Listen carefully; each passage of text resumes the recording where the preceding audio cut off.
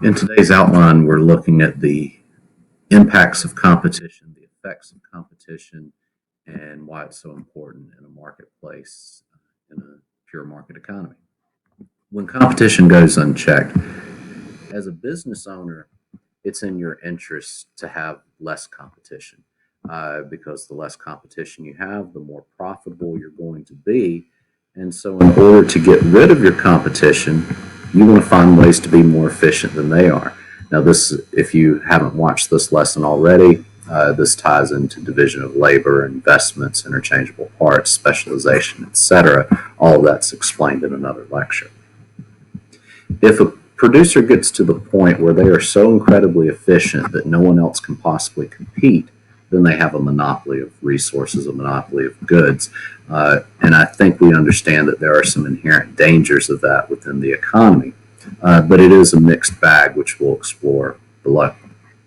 Now, not quite the same impact as a monopoly, but a merger. When two companies want to join together, now what motivates a company to do anything? It's about combining resources. It's about increasing profit, and it's about increasing their control of the marketplace. And so it's in a producer's interest to control as much of the marketplace as they can, but that's not in the people's interest. A consumer would be potentially unnerved about two giant corporations joining together because the amount of competition in the marketplace would decrease. So, how do you balance these two opposing forces that producers want less competition, but consumers benefit from more competition? Well, this is the role of government within the marketplace. That because we are not a truly market-based economy, we're a mixed economy. That the government has a responsibility to maintain a healthy level of competition. Now, what's considered healthy is really in the eye of the beholder. Certainly, Democrats and Republicans might view that differently. A small business owner versus a shareholder in a corporation may view that very differently.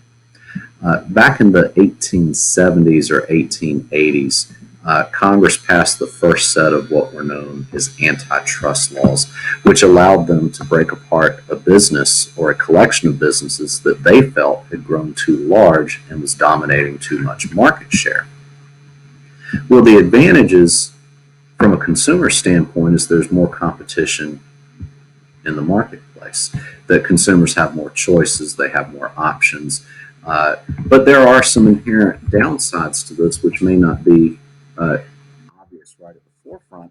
But first and foremost, a company gets to the point that they have tremendous market share because they're successful in what they do, that they have found ways to be more efficient, they've outpaced their competitors, that they're taking advantage of the lack of government regulation within a free enterprise system.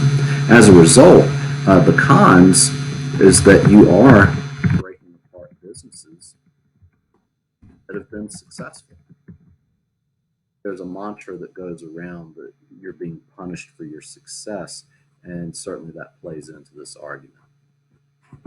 Now, when the government considers whether or not to allow a merger, and this is the job of the Federal Trade Commission, you may remember that from EverFi, the Department of Justice oversees that. They look at these two types. A vertical merger would suggest that companies produce parts of one final product. So we think of a vertical line going straight up and down. Well, those are steps that in order to get to that final product, you're going to need step one, you need step two, you need step three. And under that assumption, well, if this company produces step one, this company produces step two, then this is efficient. This is specialization. It's efficiency, which means that prices are going to be lower. Whereas with a horizontal merger, these are companies that produce the same thing, maybe two auto companies that join together. And the purpose there is really all about market share. It could benefit the consumer, but it's not quite as guaranteed. And so the ones that go under more scrutiny from the Federal Trade Commission are going to be the horizontal you'll see a question about this on your Unit 7 test about one of these two types of mergers. And if it looks like they are similar products to where, well, if there's going to be less competition within the marketplace, then that's going to be problematic. To conclude with this table, we look at the different ends of the spectrum. In a purely competitive market, there's no limit to the number of firms that can enter, and it's relatively easy, as much as it can be, to start a business. On the other extreme, a monopoly, you only have one firm, which means any other business that wants to join within that same field, it really is impossible. Yes, they could try, but the monopoly will more or less make them obsolete. Monopolistic is kind of in between, and there's different degrees of this, but the idea is that you do have some small business, but you also have large corporations that probably dominate the marketplace more so than the small businesses. Now, the control on price. In a true monopoly, the monopoly has total control on setting prices, which is why monopolies are considered to be dangerous to consumers. On the other hand, a purely competitive market, control over price is going to be determined through supply and demand. That if there's an abundance of goods, then they'll be sold for less. If consumers don't want the item, then they'll sell for less. Whereas if it's an item that's very popular, then the price will increase. But it's consumers and producers that are making that decision. And in reality, consumers have a bit more control. In between monopolistic competition, it's going to be the large corporations that are going to have a greater say. They're going to be driving price points that small businesses will likely have to emulate as best they can. And of course, they don't have the same amount of resources as large corporations. So, to conclude, the impacts of a competitive market. Why do we want competition in the marketplace?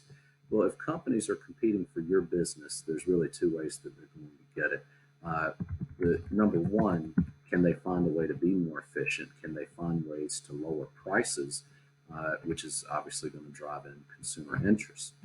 But if you can't beat your competition in prices, you can improve the quality, you can improve the choices that consumers have, and maybe it's quality of service in that instance as well.